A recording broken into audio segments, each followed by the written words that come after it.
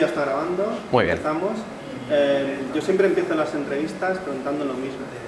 Es ¿por qué haces cine? Pues ¿por qué hago cine? No lo sé, es algo que necesito, ¿no? Es como cuando explico un poco de dónde parte el documental, no digo que yo me habían explicado de todo el proceso de Guanyem desde el principio, porque yo conocía a Laia y ella me ha ido explicando todo el proceso, pero yo nunca me había planteado hacer una peli sobre esto. Y el día que se firman las 30.000 firmas, o sea, que se presentan las 30.000 firmas que validan la candidatura para presentarse, me llama mi pareja, que es la hermana de Laia, y me dice, hostia, la editora, ¿no? es Marta la editora, y me dice, no, vente al acto, está siendo muy potente. Y en ese trayecto, yendo hacia allá en metro, empiezo a pensar, ¿no? Como, hostia, tal vez aquí hay una peli, pero me pasa con todo en la vida. O sea, empiezo a pensar la vida como si fuese una película, que es prácticamente una enfermedad. Pero creo que esa enfermedad es lo que me provoca que tenga esa necesidad de hacer cine, ¿no? Y creo que ahí se linka, ¿no? En esa necesidad de tener que generar todo, o sea, o que proyectar en imágenes, ¿no? Y la posibilidad luego de poderlo hacer y trabajarlo desde ahí, ¿no? Desde esa creación más o menos intencionada, en un documental menos, en una ficción más, ¿no? Pero esa es la línea un poco por la que creo que esa necesidad de hacer cine. Porque tú ¿de dónde vienes, Manuel? Yo de dónde vengo. Porque es una película que nace como es muy visceral, ¿no? Todo lo que ocurre en la película, toda la participación. Yo creo que todos los que participan en la película tienen un pasado que se palpa, ¿no? Por ejemplo, en tu caso, sí, yo no vengo del activismo social, no, pero sí que en todas mis películas o mis trabajos anteriores sí que había un peso social. O sea, mi primer documental trataba de un chico con rasgos autistas en una escuela inclusiva, que era inclusiva desde antes de que existiese tal vez la palabra inclusiva, ¿no? Y un poco mostraba eso, ¿no? Mi primera peli de ficción, Frontera, es una película rodada con presos reales dentro de la cárcel de Cuatro Camins, donde intentamos hacer una simbiosis entre actores profesionales y técnicos profesionales y un grupo de teatro que llevaba muchos años trabajando dentro de la prisión. Hicimos una peli de ficción con las normas, reglas que implica una ficción y una peli profesional, pero con una fuerza importante de una visión de lo que estaba pasando allí dentro y de una realidad que estaba pasando allí dentro. Y bueno, eso, vengo de un cine a lo mejor no tan activista o no de un videoactivismo, sino dentro de la industria, pero intentando siempre tener esa pulsión social dentro de mi cine, porque la tengo también, creo yo, ¿no? Hago proyectos en los que creo, entonces por ahí es donde creo que me sale esa vena más social, pero no vengo del activismo. También es una manera de activismo, ¿no? Ese tipo de cine. Totalmente, o sea, yo creo que el activismo se da en muchísimos espacios, no solo en los indicados al activismo, ¿no? Yo creo que el activismo, cada uno, el señor que se levanta cada mañana para ir a trabajar a donde sea, una fábrica, a donde sea, en su propia coherencia de vida hay un activismo. Y cómo iba a ser menos una persona que se dedica a hacer o intentar hacer películas, ¿no? Creo que esa... El punto de origen es filmar lo de las 30.000 firmas, ¿vale? O sea, el momento que se consiguen las 30.000 firmas.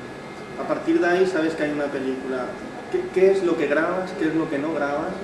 Porque supongo que ocurrieron muchísimas cosas. ¿Cómo es tu mirada en ese momento? ¿Qué coges, qué no coges? La idea de la peli, o sea, sí que surge en ese momento, ¿no? El día que yo voy al acto donde se presentan las 30.000 firmas para validar la candidatura, y a partir de ahí me planteo hacer una peli que sobre todo tenga una mirada personal, humana sobre ese movimiento, y decido personificarlo en Laia, a la que yo conozco, a la que sé que puedo pulsar, a la que sé que puedo sacar de ahí un material en primera persona importante que me hable de esa colectividad que está trabajando por cambiar la ciudad. Y entonces se lo planteo a Laia en un primer momento y sorprendentemente me dice que sí, con ciertas limitaciones, ¿no? Ella sabía que yo me quería centrar también en su vida personal y en su vida profesional fuera de Barcelona en Comú para mostrar este universo, ¿no? que confluye dentro del activismo y de la vida personal y profesional de cada uno. Y a partir de ahí se lo planteamos a Barcelona en Comú y la idea era seguir a Laia dentro de todos los espacios donde ella participase en Barcelona en Comú. Y esa era mi limitación a la hora de filmar. O sea, yo iba a filmar a Laia, siempre estuviese dentro de Barcelona en Comú, y así hice durante los 8 meses que estuve rodando. Y a partir de ahí también, pues esa mirada, ¿no?, en sus espacios de intimidad, en sus espacios de vida profesional y personal. Que ahí sí que lo limitamos un poco, porque sí, claro, estaba yo constantemente detrás de ella, a lo mejor explotaba antes de llegar al final. Pero sí, un poco esa era la dirección que decidí seguir para poder limitar las horas de filmación. ¿Y fue Laia porque la tenías más a mano o...? Fue Laia, evidentemente, porque yo la conocía, sabía que... Y luego porque también me parecía muy interesante la posición que tenía dentro de la organización. Estaba dentro de la comisión de logística, que era que es como la parte menos, no sé si denominarlo como menos política, menos creativa, o sea, es el motor, es lo que genera, es lo que concluye lo que se está generando a partir de las ideas políticas, de la comunicación, ¿no?, y cómo se montan esos actos, era como la fuerza, como el motor, ¿no?, de Barcelona en Comú o de Guanyem en un principio. Y luego también participaba en la coordinación de Guanyem y me permitía, pues, tener esas dos miradas, ¿no?, en la parte más de trabajo diario, de cómo la dificultad, la precariedad, y luego también las ideas dentro de esa coordinación y dentro de logística. Evidentemente existían los dos espacios, cómo nos organizamos, pero también había espacios de debate, de pensar, y de eso se transmitía luego a coordinación por parte de Laia y otros compañeros que iban luego a coordinación representando a logística. Y hacia los demás compañeros que también participan en la película no hubo ningún problema, ¿no? Todos quisieron participar o... En general, la verdad es que estoy muy agradecido porque esa transparencia no solo es postura, sino que es de verdad, ¿sabes? O sea, me acogieron allí dentro, yo estaba en todos esos espacios sin ninguna limitación. Evidentemente siempre aparece alguien que no le apetece salir, no porque no quiera ocultar nada, sino simplemente porque no se siente cómodo delante de las cámaras, pero te puedo decir que fue lo mínimo, o sea, se abrieron todos y aparte en una situación muy inicial que es muy compleja, que lleva mucho conflicto, ¿no?, y se abrieron a ello y sin ningún problema y sin ninguna limitación, que es una cosa que me parecía importante para poder abordar este documental. Sí que había un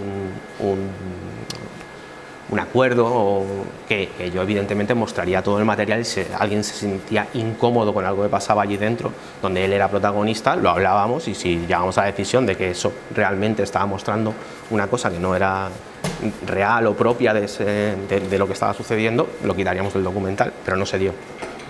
¿Al final cuántas horas filmaste? Filmé unas 180 horas de material bruto. Y ahora la pregunta siguiente, ¿cómo se convierten en 100 minutos más o menos? Sí, 100 minutos dura la peli. Bueno, muchas veces duele este proceso, de ir descartando cosas, porque hay cosas muy interesantes, pero al final la historia tiene que mandarte, ¿no? Y lo primero que me marcaba es eso, ¿no? Es decir, hacia dónde me hace avanzar la historia, y si había cosas que veía que me estaban desviando la historia hacia lugares que no me permitían llegar al final, pues iba descartando por ahí. Y luego ya, o sea, el primer bruto de montaje duraba unos 180 minutos y de ahí esos 80 que tuvimos que quitar sí que dolieron más porque eran cosas muy interesantes, pero evidentemente para hacer que la película sea permeable y mantenga una intensidad, una tensión, necesitábamos, pues eso, reducirla, así todo, 100 minutos creo que es un documental, o sea, está bien a nivel de timing como largometraje, pero muchas veces te dicen, hostia, 100 minutos, tío, ¿seguro? Sí, bueno, es lo que necesita la historia, ¿no? Pero un poco ese fue el filtro, ¿no? Sí, porque la película tiene un recorrido marcado, parece una película de ficción, hay momentos que se te olvida de que están haciendo lo que están haciendo, ¿no? Porque ves también el proceso personal de la protagonista, ¿no? Que se convierte en un personaje. A mí lo que me gusta mucho es el videodiario. O sea, ¿cómo surge la idea de videodiario? Porque es algo como muy íntimo, ¿no? Todos esos momentos. Sí, la idea del videodiario surge cuando llevábamos como un mes y medio rodando o así, donde me daba cuenta que tenía muchos momentos de trabajo de Guanyem, tenía momentos, espacios de trabajo de Laia, pero pensaba, ¿no? Digo, con todo sobre todo al principio, que había una vorágine brutal dentro de Guanyem, donde era todo muy intenso, digo, cuando Laia llegue a casa, le voy a explotar la cabeza. Pero claro, no podía seguir la casa, filmarla dentro de casa, porque entonces lo que le explotaba la cabeza era por culpa del documental y no por lo que estaba pasando en Guanyem. Y entonces me ocurrió esto y se lo planteé pensando, me iba a decir que no. Le dije, mira, el día que te apetezca, cuando llegues a casa, te grabas como si estuvieses haciendo un Skype con una amiga que vive fuera y le explicas un poco el proceso, y de esa manera intentaremos captar esos momentos de reflexión, ¿no? Que cuando llegas a casa Y pensaba que me diría que no, en principio me dijo que sí. La condición que le puse es, no lo mires, grábate y envíamelo, porque sabía que si lo miraba iba a condicionar las futuras grabaciones que se iba a ir haciendo. Y hostia, cuando me llegó el primer vídeo, dije, está muy bien, ¿no? Le da un contrapunto a la película que es muy interesante, sí. y creo que era muy potente. Sí, la película es transparente, aún en ese momento era aún más transparente, ¿no? Sí, tal vez. Sí, además, sí. Hay momentos que está como a punto de estallar, pero se mantiene, ¿eh? Sí, no, a mí me sorprendía mucho, ¿no? La capacidad que tenía para sin perder esa realidad y esa naturalidad que tiene, para poder expresar, porque yo creo que las mejores reflexiones que hay dentro de la peli están en esos videodiarios. Y es muy complicado, ¿no? O sea, una persona que es ajena a este mundo, colocarse delante de una cámara y poder expresar eso a última hora de la noche, cansada además, y me parece muy potente y me parece que estas cosas que pasan, ¿no? No lo pusimos como una línea principal de la peli, y yo creo que al final se ha convertido en una de las líneas principales de la película. La idea de seguir a alguien fuera del foco, porque hasta en la noche que se produce digamos el éxito, el objetivo, que poco a poco se va a ir creyendo en ese objetivo, porque al principio la cosa está como, qué difícil es esto, o sea, quitas el foco, o sea, el foco es ella, ¿no? El foco es ella, la luz es ella, ¿no? Y ella se mantiene siempre al margen de toda esa vorágine de felicitaciones y éxitos, ¿no? Sí, conforme iba pasando el documental tenía más claro que la idea era era la correcta, ¿no? O sea, el hecho de poner a un invisible como protagonista y que ese invisible sea el que dé luz a la película, cada vez me sentía de forma más natural haciendo ese recorrido, porque al principio siempre tienes la tentación, ¿no? De que la cámara se te vaya a filmar lo que está mirando todo el mundo y no lo que estás mirando tú, ¿no? Y conforme iba pasando el documental cada vez me sentía más natural y más. Es más, las últimas fases del documental, el documental se ha rodado todo con una cámara a excepción de los actos, y en la última fase, el último acto y el penúltimo acto, me llevé un segundo cámara simplemente para que enfocase el escenario, porque yo no lo iba a enfocar, y tener algún recurso de escenario era importante dentro de la película. Pero eso, me sentía muy cómodo filmando haciendo visible ese invisible que simboliza todos los invisibles que hay detrás de un movimiento así. Sí, que el único momento, parece ser el único momento en el que habla Ada Colau es para dar las gracias a los invisibles, para felicitarnos a todos de lo que hemos conseguido. Sí, yo creo que porque estaba en el propio espíritu también del movimiento y de Ada, o sea, creo que eso era lo que expresaba ella también en sus palabras, en este movimiento en que es la suma de un montón de gente que no ha tenido voz durante muchísimo tiempo, lo que ha generado esta oportunidad, que no es más que eso, es una oportunidad, el hecho de poder estar ahora en la institución. ¿Crees que la crisis ha despertado todo esto? ¿O ya deberíamos habernos despertado antes? Esa es una pregunta ya más... Sí, o sea, estoy seguro que ha sido la crisis. O sea, la película se llama Metamorfosis justamente por eso, porque consideraba que era un cambio irreversible, o sea, era un cambio que pertenecía al elemento natural, o sea, estábamos tan jodidos que este cambio era imposible de frenar. Ahora, ¿tenemos que llegar a estar tan jodidos para despertar y levantarnos? Pues no lo sé. Me gustaría pensar que no, pero la historia me dice que sí. Entonces, bueno, no sé, yo soy de los que estaba dormido también, o sea, y es que nos cuesta despertar, la verdad es que somos un poquito perezosos a la hora de decir, porque yo creo que lo estábamos viendo esto, o sea, llevamos viéndolo mucho antes, hasta que le veíamos las orejas al lobo, pero hasta que no lo tenemos ahí delante no somos capaces de enfrentarnos, ¿no? ¿Cómo ves ahora que están coexistiendo muchas películas sobre la aparición de Podemos y todas sus confluencias, como Guanyén, Compromís en el País Valencià? Fernando León ha hecho una película sobre Podemos, la tuya sobre Guanyén, en Pau Faus sobre Alcaldesa. ¿Cómo ves todo este tipo de cine que en España era casi como totalmente desconocido? Nos venía siempre de fuera, en Francia, en Inglaterra, en Estados Unidos, pero aquí en España no se había hecho. ¿Por qué ahora? Y encima coinciden tres películas que son completamente diferentes. Quiero pensar que esa pulsión que existe, o sea, al final los cineastas lo que hacemos es miramos la realidad e intentamos transmitirla, ¿no? Creo que ha habido una pulsión ahora que ha generado que algunos cineastas, estos que has dicho, seguramente muchos más, estén mirando esa realidad que está sucediendo y evidentemente tengan la necesidad de explicarla. Cuando todo está más adormecido, a lo mejor es más difícil que pongamos la mirada en eso. Es lo que te decía antes también, que a lo mejor también nos falta a nosotros, o sea, nos cuesta despertar también a nosotros, ¿no? Hasta no nos dan la colleja, no nos damos cuenta de lo que tenemos que mirar. Pero bueno, creo que sí que había un cine comprometido político en España anterior a esta fase. Evidentemente ahora, como todo se está moviendo más, también es más fácil que estas películas tengan un foco o tengan una luz, ¿no? que permita que se vean en un circuito más amplio. Pero yo creo que sí que ha habido compromiso siempre por parte de los cineastas en este país por hacer un... ¿Cómo fue el proceso de una vez que terminada la película se la enseñas a los Barcelona en Comú, Guanyén? ¿Cómo fue ese momento? Fue muy bonito. Además, cuando acabamos un primer montaje que nada tiene que ver, no, tiene mucho que ver con el montaje final, pero era un poquito más largo, donde yo quería pues eso, compartir con ellos, por esto que comentaba antes, ¿no? Que había un compromiso con que todos viésemos el documental y que todos nos sintiésemos cómodos con la película.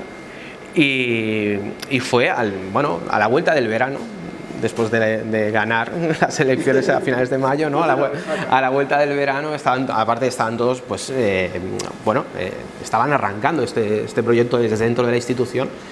Y creo que fue muy chulo, fue muy bonito el pase. Lo hicimos además en la Hidra, que es un espacio que aparece dentro de la película. Y fue muy chulo, muy emocionante. Y bueno, y aparte de eso, ¿no? Lo miraban, o sea, de forma muy participativa. Era un pase un tanto peculiar, ¿no? Normalmente la gente mira las películas en silencio y hubo muchísimos comentarios durante el visionado de la peli, que creo que era propio de esa intensidad, ¿no? y de sentirse apelados por eso que estaban viendo. Eso fue muy bonito. El pase en Málaga, otra gente que no tiene nada que ver ya con el proceso de la película y un público de un festival, ¿cómo...? La verdad es que la mirada sobre la peli está siendo muy homogénea y muy chula. Yo tenía ganas de hacer una peli, no hacer un documental político, sino hacer una peli sobre personas que participaban en un proyecto político, ¿no? Y creo que esas personas deben apelar a un público, o la película debe apelar a un público, tanto si está comprometido de forma directa en un proceso político, como a una persona que simplemente tenga un interés. Yo creo que todos tenemos una parcela política en nuestra forma de pensar, de mirar. Y es muy interesante como apela emocionalmente la película de una forma muy homogénea a esos dos tipos de público, ¿no? Al que está más comprometido dentro de la participación política, como a un público que no participa de la actividad política y que a todos les suele pulsar lo mismo, ¿no? Esa vertiente y esa fase más personal, ¿no? y de compromiso con una idea, que en este caso es política, pero con una idea de vida, ¿no? O sea, es decir, yo creo en esto y voy a luchar por esto porque creo en ello. Y todo eso se siente en los pases y luego en los comentarios, ¿no? Está mucho. Y ¿Qué ha aprendido Manuel de todo este proceso, de todo este viaje? De cómo levantar una película sin nada y acabar haciendo una película que gusta, que open your mind, ¿no? Y sobre todo te hace reflexionar, ¿no? sobre ti mismo y sobre el mundo en el que vives y sobre tu manera de participar en el mundo, ¿no? Es como conectarte más, ¿no? Sí, he aprendido muchísimo, ¿eh? O sea, sí que es verdad que tenía cierto desencanto por los movimientos políticos que había habido hasta ahora. Creo que era un desencanto compartido con mucha gente, y el hecho de vivirlo en primera persona, de estar ahí dentro sin participar, porque yo no participaba dentro de Guanyem ni de Barcelona en Comú, pero estaba viviéndolo con ellos, me ha vuelto a generar ilusión en que hay gente que está dispuesta a trabajar por los demás, y eso es un aprendizaje brutal en este proceso. Yo venía de hacer pelis que, como antes explicaba, ¿no? con un componente social importante, con un componente humano también importante, ¿no? Una peli sobre un chico con dificultades, conviví durante 1 año y medio con un grupo de teatro de presos y cuando me enfrentaba a esta peli decía, hostia, la conexión emocional que había vivido en las 2 experiencias de largometraje anterior me marcaron mucho. Creo que aquí no me va a tocar tanto la fibra, joder. Bueno, me tocó muchísimo la fibra este proceso, ¿no? Recuerdo que el día de las elecciones había momentos que me costaba seguir la filmación porque estaba pendiente de lo que estaba pasando, ¿no? De qué estaba pasando, si estábamos ganando o no. Ya me asumía yo dentro de ese grupo de gente que había estado trabajando, ¿no? por llegar. Y ahora, para terminar, yo siempre termino con la misma pregunta, como al principio empiezo, es si recuerdas qué película cambió tu mirada como espectador cuando eras adolescente, o una de ellas. No te sé decir qué peli cambió mi mirada, o sea... Yo, por ejemplo, me acuerdo mucho de Ladrón de bicicletas porque, no sé, por primera vez vi en el cine que hablaban de gente como yo.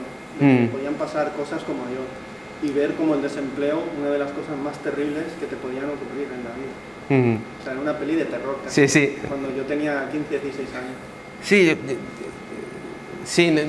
es que me cuesta mucho ubicarme históricamente en mi proceso fílmico, ¿eh? O sea, a mí hay pelis que claro, yo la primera vez que vi M me pareció increíble, Fritzland, me explotaba la cabeza. Pero claro, es una peli que no, creo que no pertenece a mi adolescencia, sino que pertenece ya un poquito más cerca de mi juventud, cuando la vi, pero no lo sé seguro. A lo mejor sí, sé que la vi con 14, 15 años. Es el proceso sí, pero, más veinteañero, ¿no? Porque sí, no, claro, o sea, es como se produce el cambio, no, o sea, para mí el cine de Fritzland, las primeras películas de Fritzland me marcaron mucho. Tuve una época que es lo que me hizo estudiar cine, además, donde estaba muy con este tipo de cine, desde Fritzland, Hitchcock, luego evidentemente me conectó con la Nouvelle Vague, con Truffaut. Los 400 golpes es una de mis pelis favoritas.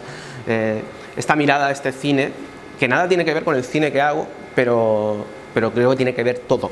O sea, no sé si me explico, pero que, ¿sabes? O sea, no tiene nada que ver en mi forma de hacer cine, pero sí el peso de esas películas creo que me marcaron de una forma. Mirada, ¿no? Sí, exacto. ¿Qué te interesa y qué no? Sí.